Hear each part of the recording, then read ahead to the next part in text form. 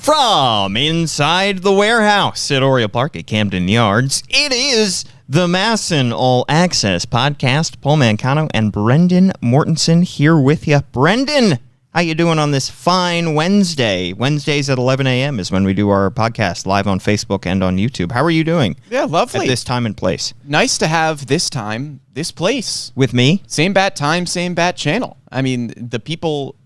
Do you not know that? I don't get that reference. Really? What is that? It's from the old Batman TV show where they say same bat time, same bat channel. I only know this because this is a thing my father told me. Is it Adam West? I think so. I think it was the Adam West Batman. Is it one of just the cheesy things like they inserted? One of the many. He's going to say bat in the middle of every word. One of the many cheesy things. Yeah, like the pow. Exactly. And wow. I'm surprised you don't know that. You usually know all of like the dad-isms. Yeah. You're usually the go-to. It's a little before my time on that. A tad. Have you ever seen the one where Adam West is running around with the bomb trying to find a place to put it? It's a great video. I'm trying to think of the clips of that show I've seen. I know it's the campiest thing you'll ever see. I know there's the one where he's like hanging off the ladder and there's the shark and he's like punching the shark. I've seen that. There's one where he's like running around. It's you know how in Dark Knight Rises, Batman has to fly away with the bomb. Spoiler. Whoa! Spoiler alert. Yeah. This is like the precursor to that, where he's got what is clearly like a styrofoam ball spray painted into a bomb, and he's like looking for somewhere to put it, and it's the campiest thing you'll ever see. Yeah. It's very funny. Well, same Orioles time, same Orioles channel. Yeah. Holy podcast, Brendan.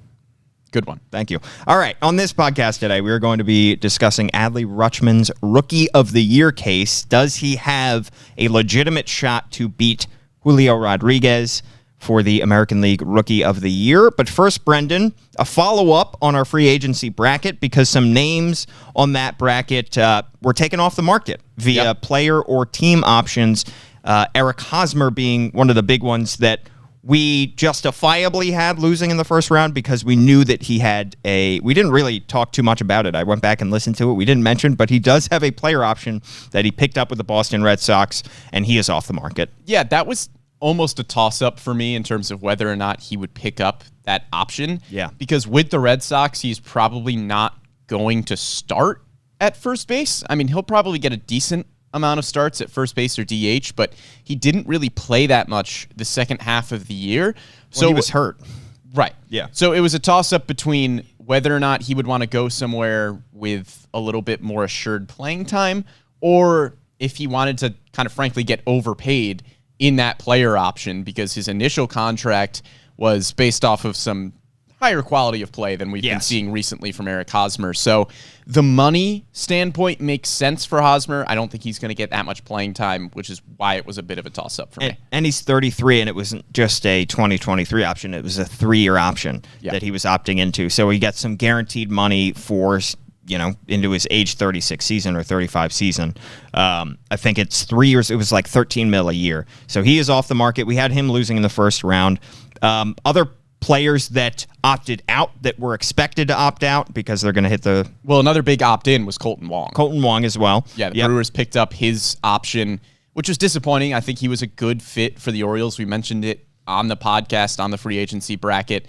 We said that if the Brewers did not pick up his option, then he might be the 1 seed. He might have made the most sense out of any player in that middle infield bracket, but it was kind of it seemed like fans, at least on Twitter, were surprised that the team picked up Colton Wong's option, but he's a very good player. I think just because the Brewers have a history of getting rid of contracts and avoiding paying guys when they can, it was really an $8 million decision for them. It was a $10 million option, but they already had a $2 million buyout that they had to pay him. So essentially they were deciding, do they want to keep Colton Wong for $8 million? And even though he had a down year offensively last year, I think that was a worthwhile gamble for them.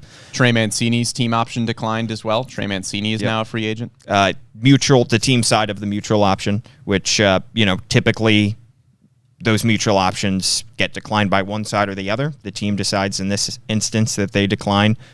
Carlos Rodon has decided to opt out. We knew this was coming. He's going to get paid a whole lot as the top free agent pitcher on the market. Jacob deGrom is opting out. I think the Mets signing Edwin Diaz to a deal over $100 million within the first couple days of free agency gives us an indication of just how much Steve Cohen and ownership is willing to spend on their own guys, so I don't think he's going to get too far, but I could be wrong. But I do think he will be out of the Orioles' price range if he does decide to leave the Mets. Yeah, Xander Bogaerts, another player who opted out of his potential deal, another one that the Orioles just might get priced out of, but still intriguing to have his name on the market. Yep. And then Gene Segura, the team declining their $17 million option.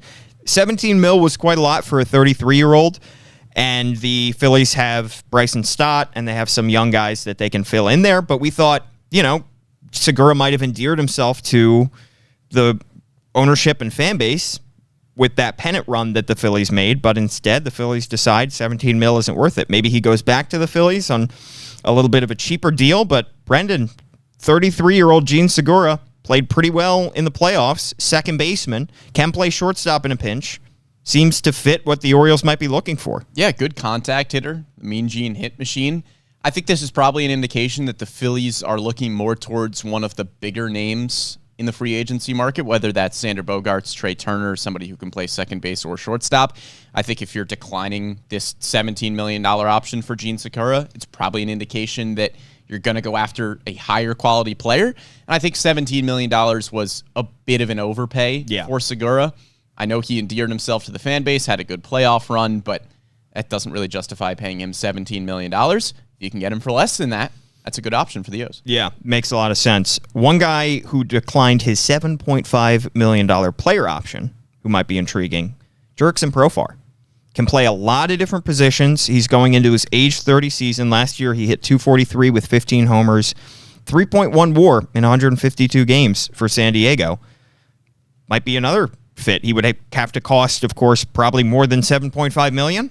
But would the Orioles want this better than a super utility kind of player to be inserted into their lineup? Yeah, Profar played exclusively left field last year for the Padres, and you could probably make the argument that, hey, sticking him at one position has allowed him to grow at that position, and maybe the Orioles want to keep him in the outfield, but he does have the ability to play a bunch of different positions, and even if the Orioles don't want to move him around, I think that versatility only adds to his value. Yeah, he can play second base, shortstop, third base, first base, center field, but as you mentioned, was used primarily in left field this past year. And though he did have a very good season this past year, you do wonder why it took so long for him to kind of break out. Because prior to that, in his first 8 seasons combined, he had about 3 WAR, according to Baseball Reference. And then last year he had 3 WAR. So is that a sign of things to come? Or is it just an anomaly and it's going to continue to go down? If he were to cost around $7.5 million, though, for 1 or 2 years, average annual value of $7.5 or $8 million, I would certainly be intrigued if I were Mike Elias. Yeah, absolutely. I think another player that kind of fits that mold as well is Joey Wendell. Yeah. Somebody who made it to, I believe, our Final Four. He did. In the free agency bracket.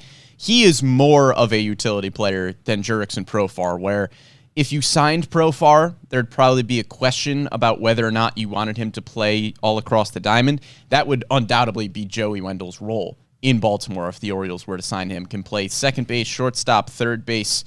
Doesn't have the outfield capability as much. You could probably stick him in a quarter outfield if you wanted to, but I think the infield versatility for Joey Wendell would be really intriguing. And the Marlins declined their team option for him. Yeah. So he's hitting the free agent market. And it wasn't an incredibly expensive team option, so kind of surprising that the Marlins didn't bring him back. It's kind of surprising that the Brewers decided to pick up that option on Colton Wong, and then the Marlins decided, because those are 2 pretty good players, and just showing differing opinions about where those guys stand. But Wendell is the type of player where, yes, he is a utility player, but it's like the Chris Taylor argument from a few seasons ago when Chris Taylor was an all-star. You can play him in a bunch of different spots, but you're probably going to play him close to every day, just depending on where you need him. Or Marwin Gonzalez of a few years ago when he hit the free agent market in like 2018, 2019. But I think the case against Wendell is probably questioning whether he's a little bit redundant with Ramon Urias. Yeah. The Orioles have until tomorrow, Thursday, to decide whether they want to pick up the team option on Jordan Lyles' contract. We have a whole podcast about that we did a couple weeks ago, so I'll go back and listen to that. We're not going to get too far into it, but it's funny. I think on that podcast, I gave it 55-45 that the Orioles would pick up Jordan Lyles' option, and then I tweeted out at Paul Mancano, there's a subtle plug for my Twitter. Wasn't subtle. Not at all. A fan poll of whether Orioles fans think that the Orioles will pick up Jordan Lyles' option, and it was like 58-42. So people are split. And I think the Orioles are going to go down to the wire with this thing like they did a couple years ago with Jose Iglesias' team option, because they're going to take all the time afforded to them to make their decision on Jordan Lyles. Is he worth $11 million for 1 year? It's close. I still think it's a toss-up. Yeah. After our podcast a few weeks ago, I didn't really have a strong opinion then on whether or not the Orioles would pick up the option. I don't think I still have a strong opinion on whether or not they will. I think maybe I've leaned slightly the other way. I think I'm now 55-45 they will not. But again, it's very close. I made the argument that they shouldn't, but that doesn't necessarily mean that I don't think they will. So part of the reason I changed my mind here on this, Brendan, is because we saw an interview yesterday with GM Mike Elias and John Morosi, where he once again reaffirmed his belief that the Orioles will be fairly large players in free agency, that they will attack free agency in ways that they haven't attacked it in previous winters. Yeah, he said this was not going to be like any offseason that he had with the Orioles in their previous rebuilding off seasons. The term he used was very active in the offseason. He wanted to be active in acquiring major league talent, wants to supplement the current core that they have at the major league level. It could be a very exciting offseason. And to that Jordan Lyles point, if Mike Elias is going to be attacking this free agent market, which it seems like he might be given his quotes here, then Jordan Lyles is kind of a safe play. And maybe Mike Elias doesn't want to play it as safe as he has been. Well, you mentioned the Gene Segura, the Phillies declining that option because maybe they want to be bigger players for the Trey Turners or Xander Bogaerts of the world. Could the Orioles decline Jordan Lyles' option because they want to be major players in the Chris Bassett and second-tier level of free agent starting pitcher market? Yeah, Chris Bassett, another one, declined his player option. He's a free agent. Intriguing. All very intriguing. Also, some interesting comments from Mike Elias about Grayson Rodriguez in that interview, essentially stating the sense that we got from Mike Elias at the end of last year, which was going into next season, Grayson Rodriguez should be fully healthy, should be ready to potentially make this opening day roster. Yeah, I think that's more or less the expectation. Yeah. Because if Grayson Rodriguez is healthy, he doesn't really have anything left to prove in AAA Norfolk. No. And I think he is pretty clearly one of the more talented pitchers on this roster at this point that you could possibly put in an opening day rotation. So I think that should be the expectation. And one more interesting nugget, Anthony Santander. Very interesting nugget. Mike Elias saying he really doesn't see any strategy in trading Santander. And frankly, neither do we at this point. Yeah. Santander is under contract for 2 more seasons. He proved last year what he can do when he is fully healthy. He made necessary improvements in terms of plate discipline. He was one of the best power hitters in the Orioles lineup. And in a year where we saw a dip in production from Cedric Mullins, which we expected and nothing to be concerned about. Still a great season. Still a good season from Cedric Mullins. We saw a major dip in production in the second half from Austin Hayes. Santander is a pretty sure thing, whether he's in the corner outfield or DHing for this team, as a steady contributor offensively. And I think the question becomes, where are you going to find the type of production that Anthony Santander is giving you? Especially at his price point. Yeah, there was a very optimistic argument at points last season that Kyle Stowers could come in and give you very similar production to what Anthony Santander was giving you. I don't think Kyle Stowers is ready to give you 30-plus home runs at this point. And Anthony Santander is not very expensive. At the same token, that means he is very valuable to other teams if he's able to produce the same kind of season that we saw last year, hit 30-plus home runs with improved plate discipline, like you said. Elias, of course, did say that they have to do their jobs. They have to do due diligence. They're going to be taking phone calls if there are phone calls on Anthony Santander. But I don't think there's any strategy in actively shopping him, like Elias said. And he said that Santander has been a very popular player among other teams the last couple of years, which for good reason. Is believable. And I think the Orioles prior to this season would have been much more willing to trade Santander. But Anthony proved if he can't become a major piece of this team for 5 years, at least he can be a productive player for the next 2 years, during which they intend to compete in a very difficult American League East. If a Colton Cowser or some other outfield prospect comes up over the next few seasons and lights the world on fire and takes Anthony Santander's job, so be it. Yeah. But at this point, as you are trying to build a playoff caliber roster, there's no point in trading somebody who's going to be in the middle of your lineup as a switch hitter, protecting Adley Rutschman with 30-plus homers. Yeah. There's just no point. You're at the point in this rebuild, this team building process too, Brendan, where I think it's not as clear a dichotomy of, is this guy a piece for the future or is he not? You know, and that for the first several years of the rebuild was the key question with every player that came in through the doors was, this guy is not going to be a piece for the future. We are going to trade both those guys. Trade ended up working out pretty well. Jose Iglesias, same thing. We're able to trade him. But now we're in a portion of team building where I think the Orioles, because they're competing right now, they're not always thinking about 2024 with every player. They're not thinking 2-3 years down the line with every single player that comes in through the doors. They're thinking more of, is this guy going to be a contributor in 2023? Is he going to help us be able to stay afloat in the playoff race from start to finish? Yeah, Anthony Santander might not be a key piece on this team in 2025 or 2026, but if he can help you make a playoff push in 2023, then he should be here. Exactly. All right. Shall we talk about one guy who is a major piece of the future for the Baltimore Orioles? Adley Rutschman. Named a finalist for the American League Rookie of the Year award, along with Julio Rodriguez of the Seattle Mariners, Stephen Kwan of the Cleveland Guardians. I think we know that Julio Rodriguez is the favorite going into the final week. The votes have already been cast. We just don't know who has won yet. But we're going to compare the three candidates and we didn't have a vote in this, but give who our votes would go to.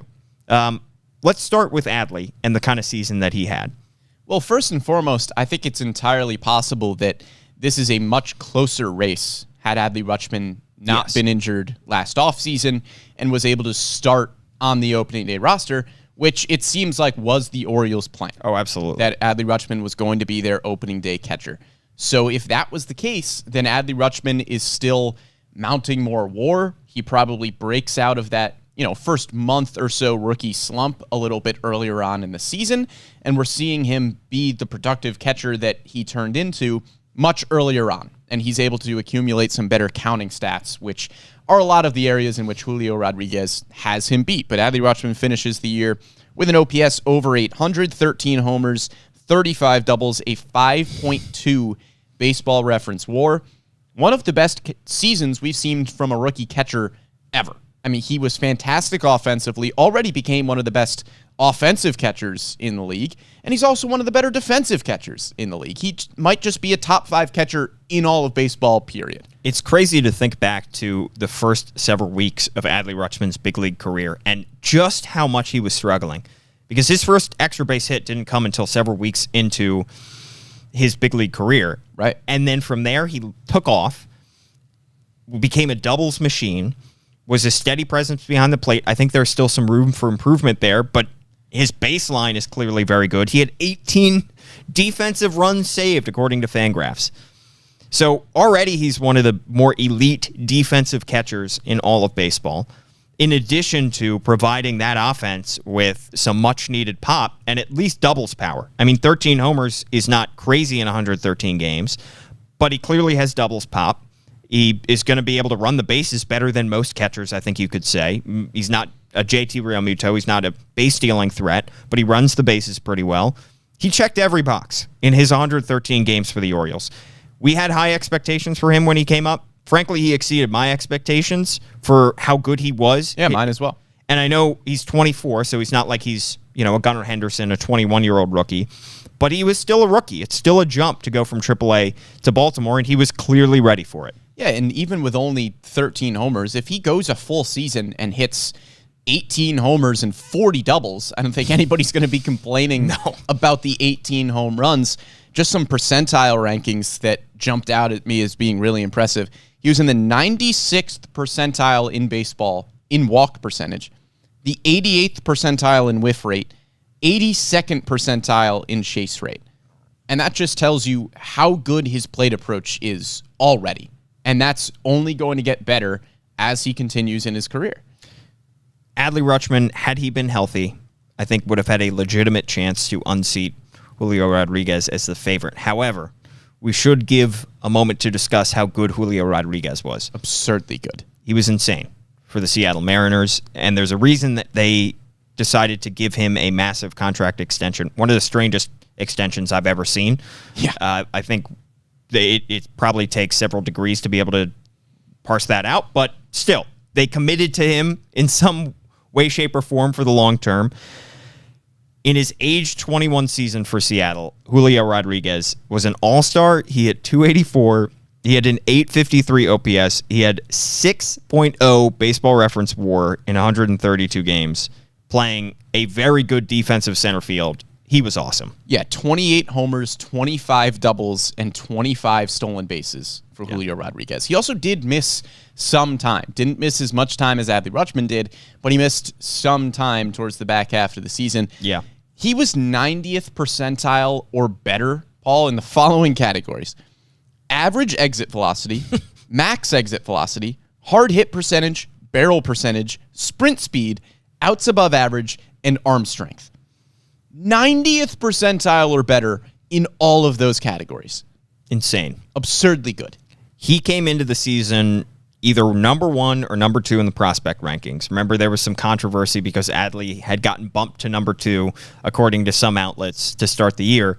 These two guys, I mean, talk about hitting on, scouts hitting on their reports on these guys. These two guys were everything that they were expected to be and more. I think the expectation for these guys' careers was certainly high, but I don't think a lot of people expected them to be this good as rookies. Well, and it's interesting, too, if we were to go back and look at some of the American League rookies that we talked about at the beginning of the season, the kind of core four was Bobby Witt Jr., Adley Rutschman, Julio Rodriguez, Spencer Torkelson. Yep. Two of those guys, in Adley and J-Rod, are the finalists, 2 of the 3 finalists for AL Rookie of the Year. Bobby Witt Jr. and Spencer Torkelson. Bobby Witt Jr.'s season was okay. Spencer Torkelson's season was bad. So kind of funny to see that 2 of those guys really broke away and the other 2 kind of lagging behind. Torkelson was drafted a year after Adley, so there's still some time for him. He was a college bat, though, when he was taken. And Bobby Witt Jr. is still young because he was a high school bat when he was taken number 2 overall behind Adley Rutschman in 2019. I do think Witt has the tools, but he clearly needs a little bit more polish to his game, whereas Adley is a finished product. I mean, he already is the pearl inside the oyster. He is completely smoothed over. He is going into next season as maybe the best American League catcher. Yeah, well, you mentioned those MLB pipeline rankings before the season. It was Bobby Witt Jr., who was number 1, and then behind him was Adley Rutschman and Julio Rodriguez. Yeah, Julio Rodriguez, I believe, was bumped down to number 3 or number 4 in those rankings. Adley Rutschman was number 2. Bobby Witt Jr. was number 1. But they were all clustered near the top. Yeah, and it's going to be interesting to see if Jackson Holliday can work his way up there eventually, but coming out of high school, it's going to take him a little bit more time as well. Yeah. Stephen Kwan, the other finalist, was not up there. Yep. He kind of came out of nowhere and became a really, really good player for the Guardians. I mean, if you watched the Guardians in the playoffs, you knew how valuable Stephen Kwan was because the dude just doesn't get out. And if he does get out, it's contact somewhere. He's putting the ball in play. He was literally in the 100th percentile in strikeout rate and whiff rate. He was the one. Literally 100th. Wow. That being said, he was also first percentile in barrel rate and really? Hard hit percentage. He doesn't hit the ball hard, but he hits the ball. But it's just crazy to think that he is that bad. I mean, if he were bottom 8th percentile, that would make sense. No, he is 100th percentile in strikeout rate and whiff rate. Yeah. First percentile in barrel percentage and hard hit rate. I'm amazed that he was able to hit 6 homers, frankly. Yeah. I mean, considering how little he barrels up the baseball. He got in a time machine and decided to start playing baseball in 2022 from when he started playing baseball, which was apparently in the 1950s. Well, we made fun when we were watching the postseason of broadcasters saying, that's Cleveland Guardians baseball. Anytime somebody got a single up the middle. And the Guardians Twitter account. I mean. Yeah, they played into it. Don't get me started on that. Or they went first to third. But he was a very productive player around the margins. He was a very good base runner, played very good defense, and while he wasn't flashing the kind of pop that Julio Rodriguez and Adley Rutschman did. And while he didn't come into this season with really any kind of name brand appeal, he did have a very good season and is going to be a productive player, I think, going forward. He's 24 years old, so again, Adley's age, so he's much more of, you would expect much more of a polished hitter, but he is like Adley, a finished product. I mean, he is very clearly ready for the bigs. Well, both Oregon State guys. 772 OPS, 25 doubles for Stephen Kwan, had a 5.5 baseball reference WAR, actually beating out Adley Rutschman in that category because he was also a great defensive outfielder in left field. So Stephen Kwan just bringing a lot of good things to the Guardians. He is your prototypical leadoff hitter, very literally your prototypical leadoff hitter, as teams around the league are turning to guys with more power at that leadoff spot, like Kyle Schwarber. Yeah. Stephen Kwan is not that. He's not going to strike out. He's going to see a lot of pitches. He's going to get on base at a really good rate. And he's as you a very good player. For Cleveland, I mean, if you watched the postseason, you saw how valuable that was. You couldn't get him out.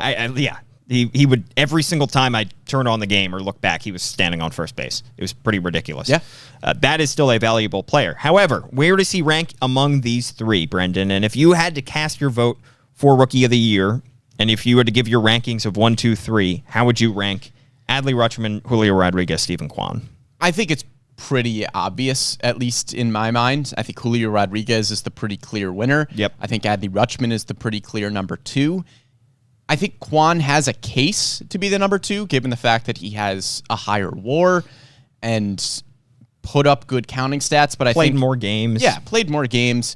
But Adley Rutschman's value, I know Stephen Kwan was one of the better players on a team that won their division, made the playoffs, which goes to benefit Julio Rodriguez as well. But the Orioles turned around when Adley Rutschman got up. Adley Rutschman has the name appeal as well. And if you just want to look at the positional value, Stephen Kwan is not one of the best outfielders in baseball. No. He's a very good outfielder, but I wouldn't rank him in the top 5, top 10. You can make a legitimate case that Adley Rutschman is one of the 5 best catchers in Major League Baseball. Absolutely. And while that speaks more to probably just the quality of the position around the league, it also speaks to how valuable it is to have a very good catcher, which Adley Rutschman is. Absolutely. And like I mentioned, I think he goes into next year as maybe the best American League catcher. I mean, I don't think there are going to be too many guys, as long as Adley stays healthy, there are going to be too many guys that are going to be better than him that could beat him out for an all-star game spot. Yeah, I mean, your all-star catchers this year in the American League, I mean, you had Jose Trevino. Yeah. I mean, Alejandro Kirk, I think. Alejandro Kirk was the other. So, I mean, it's Trevino, Kirk, Sean Murphy, if Christian Vasquez stays in the American League, or if somebody signs in free agency with an American League team, if Wilson Contreras comes to the AL, maybe, but you could make a case for Adley Rutschman over all of those guys. So I think on future podcasts, we will have a discussion as to when is the correct time to make an extension offer to Adley Rutschman, similar to how Julio Rodriguez got his extension during the season. But if you're looking at these two guys, Adley and Julio at the top, and you would just pick one guy. Oh, don't make me do this. For the next 10 years, the tough part is Julio is 3 years younger. I know he's not a catcher, but he's still up the middle. He still plays center field. Yeah. Would you take Julio? It's really close. It's close. I mean, are we looking at it in a vacuum, or are we looking at it in terms of the Baltimore Orioles? Like if I had to put one...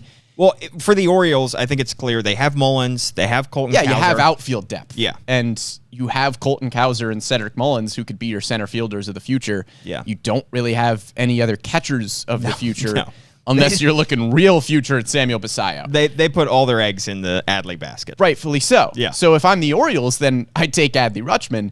If I'm the Seattle Mariners, I'd probably take J-Rod, because, I mean, they have Cal Raleigh. He's a good catcher. You're probably fine with him over the next few years. In a vacuum, it's a toss-up. Yeah. Because I think Julio Rodriguez is younger and is probably the more impactful player offensively.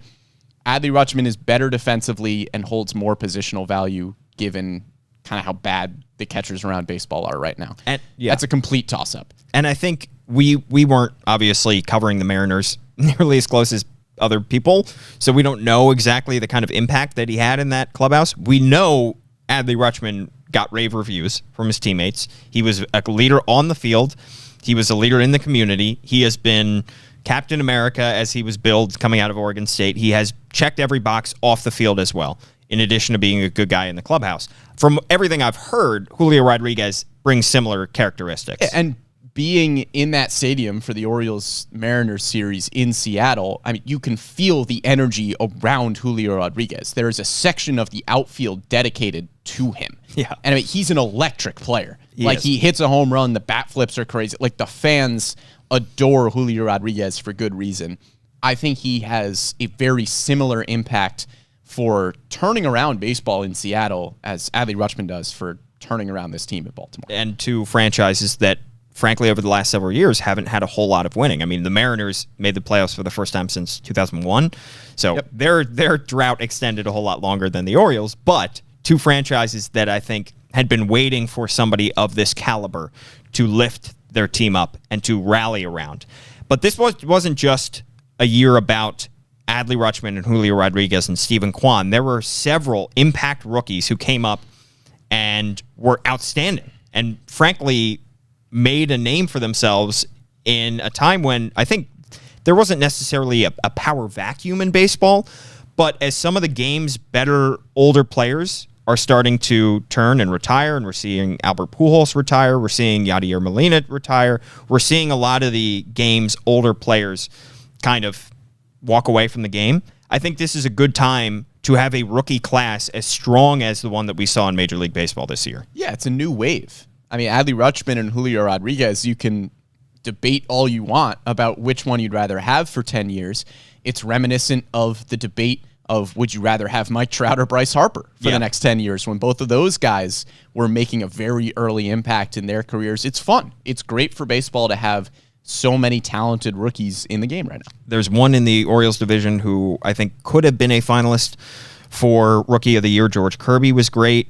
He had a 3.39 ERA, another top prospect coming into the season. He was the 33rd ranked prospect according to MLB Pipeline coming into this season.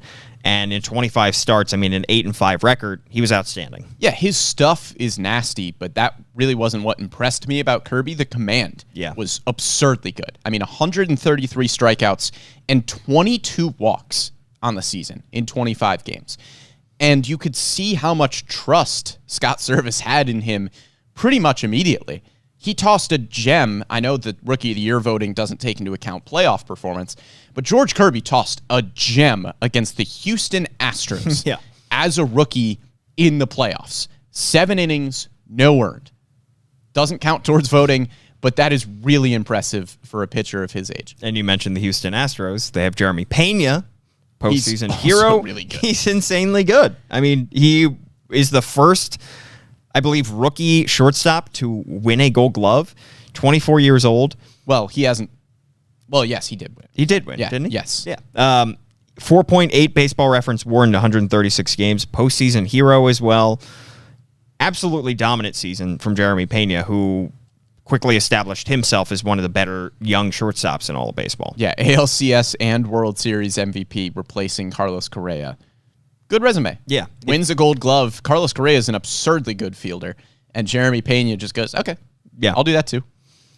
It has me thinking about Gunnar Henderson and where Gunnar Henderson will fit into this conversation as well next year. I've had this debate with former MASN legend Tim Leonard of 3 shortstops if you had to pick. Which one would you rather have? Jeremy Pena, Bobby Witt Jr., Gunnar Henderson. Another impossible question.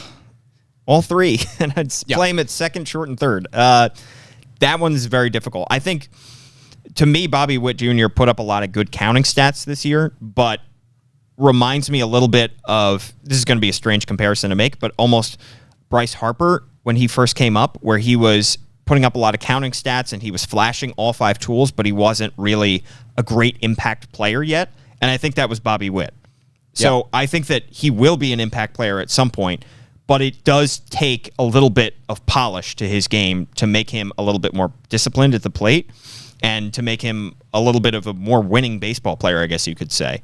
Yeah, had an on-base percentage under 300 this year, I believe. Yeah. So, again, you saw the tools from Bobby Witt Jr. He's just raw. Yeah, very. Whereas Pena is polished. And amazingly, Gunnar Henderson, for his age, was a little bit more polished. Yeah. But I think once we get a full season of big league exposure for Gunnar Henderson, that's when we'll kind of see exactly what kind of player he is. Because we saw little flashes in the minor leagues, but we really haven't seen that much of this guy. I mean, remember, he was drafted in 2019. He didn't really be, and then he had 2020, you had the pandemic season.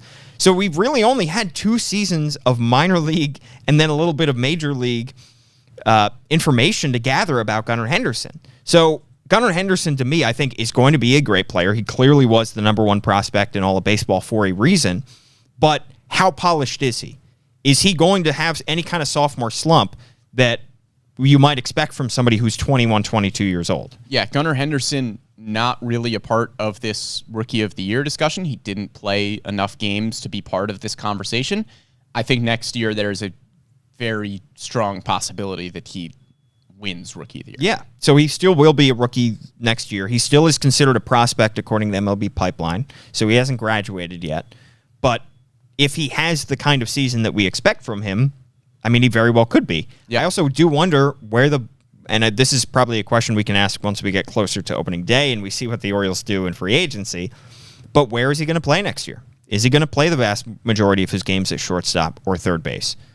He's going to find a home at some point, or is he going to split time between those 2 positions? So how valuable is he going to be in terms of infield defense as well? Yeah, but that's for the Gunnar Henderson podcast that we will inevitably have. Save. All right, a couple more rookies I do want to talk about. Brock Burke was great for Texas. He was a reliever, 1.97 ERA, 2.1 baseball reference WAR in 52 games. Then a little guy by the name of Felix Bautista. Yeah. Little, small, tiny Small guy. Itty bitty. Yeah. Brock Burke, real quickly, I know he was still a rookie. He was 25 years old. He made his debut in 2019, missed the entire 2020 and 2021 seasons with injury. I know he kept his rookie status because he didn't pitch enough in 2019 to qualify. Feels like cheating a little bit that he was 25 and made his debut 3 years ago. However, Felix Bautista, 27. Well, sure, but this was his debut season. That is true. Felix Bautista, out of nowhere, had put up one of the better rookie seasons in the American League. 2.29 ERA, whip under 1, 12.1 Ks per 9, 2.6 baseball reference WAR in 65 games. And Brock Burke was not a closer. I mean, he pitched in the 6th and 7th, maybe 8th innings. Felix Bautista was a closer from after the time Jorge Lopez was traded onwards.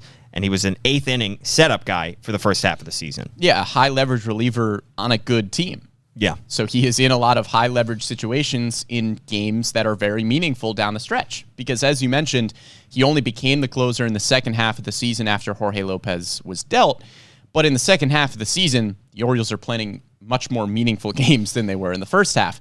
So that is only adding to the pressure that is on this rookie closer to close out really important games. Yeah. Which is really impressive. We could see Gunnar Henderson in this category and maybe as a finalist or a winner next year. Yeah. Could we see maybe Jordan Westbrook in this spot next year? I think it's possible. He could be more of a Stephen Kwan-esque, not top prospect, but just puts up solid numbers across the board, plays good defense, doesn't really shine in a particular counting stat, whether that's home runs. I don't think we're going to see a ton of power from Jordan Westbrook. No, especially from the right side of the plate with the wall being moved back. I think if he's in that conversation, we'd have to see a lot of playing time for Jordan Westbrook, and I don't know if he's going to get it. But Grayson Rodriguez, he could be here. Yeah, I was going to say, should Grayrod. Could the Orioles have 2 of the 3 finalists next year? I think there is a pretty good chance that they do. I mean, Gunnar Henderson will probably enter next season as the number 1 prospect in baseball. Yeah. We've already seen quality production from him at the major league level, and we're going to assume that that production is only going to grow as we've seen Gunnar Henderson grow over the last few years. And Grayson Rodriguez is probably the best pitching prospect in baseball. Definitely. I know the injuries have bumped him down a little bit in prospect rankings, but I think if you're just looking at it from a pure talent and stuff perspective, Grayson Rodriguez has a very good case to be the best pitching prospect in baseball. And if he is on the opening day roster, as we are expecting him to be, and pitches every 5 days for an entire, hopefully healthy season, I see no reason why he wouldn't be a Rookie of the Year finalist. You know, it's funny. Seattle had Julio Rodriguez this year, who was a finalist. They had George Kirby, who could have been a finalist for AL Rookie of the Year. And let's not forget, Adley Rutschman was a Seattle Mariners draft pick in the 40th round coming out of high school. Of course, 40th round, wasn't offered a whole lot of money, decided to go to Oregon State. That ended up being the right decision. But it's funny to think that, in theory, Seattle could have had 2 of the top 3 had he decided to sign with them. Yeah. So crazy to think about going forward, where the Orioles could be in terms of having rookies in these finalist spots. So, Paul, I'll pose this question to you on that Grayson Rodriguez point. George Kirby's numbers this year, 8-5, 3.39 ERA in 25 starts, 9.2 strikeouts per 9, 1.5 walks per 9, 133 strikeouts in those 25 Could games. I do that? Yes, I could put up that kind of production. Could we see Grayson Rodriguez put up that production this year? I think those are really good numbers. Yeah, I think it's absolutely possible. He said he was pitching the best he felt like he was that he'd ever pitched prior to the injury. And I think we almost forget how good he was right before that injury. I mean, he had an ERA right around 2, I believe, for AAA Norfolk. He was literally on the verge of getting a call up to the bigs when that injury occurred. And it was a major bummer that we didn't see him because he was going to be the next guy. We saw Adley debut in late May. And in mid-June, we thought we are going to see Grayson Rodriguez pitching to Adley Rutschman very soon. And it didn't happen. So I think that he is a lot closer to a polished, finished product than maybe his stats show, because his numbers did dip at the end of the year because he was still coming back from injury. And I know, as you mentioned, those, he may not get quite as much credit in the prospect rankings, but absolutely that an ERA around 3.40, 8 wins, certainly doable, I think, for Grayson Rodriguez should he stay healthy next year. And he's going to be 22 next year, 23. So it's not like, I know he has been young as he's gone up, but it's not like he's 20. So we can expect him, I think, to be a little bit more of a polished product. Yeah, I think the 9.2 strikeouts per 9 is certainly feasible for Gray Rod as well. He is a very good strikeout pitcher. We've seen it throughout every level of the minor leagues that he's gone through. I think it's certainly feasible that he could put up George Kirby-esque numbers.